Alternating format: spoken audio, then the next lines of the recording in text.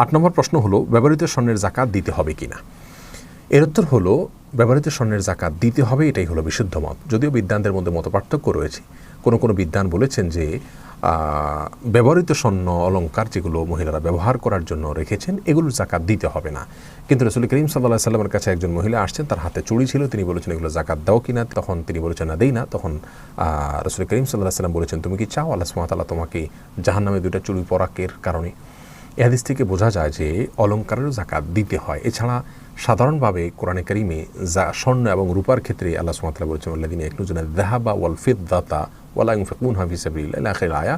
এই আয়াতে যাকাত এবং স্বর্ণ এবং রূপা এগুলো যদি কেউ সঞ্চয় করে এবং যাকাত না দেয় তার জন্য শাস্তির কথা বলা হয়েছে। এখানে সাধারণ স্বর্ণের কথা বলা হয়েছে, অলংকার, গায়ের অলংকার সব কিছুর জন্য। যার কারণে বিশুদ্ধ মত হলো ব্যবহৃত স্বর্ণেরও যাকাত দিতে হবে যদি সেটা নেসাব পরিমাণ হয় এবং বছর পূর্ণ হয়।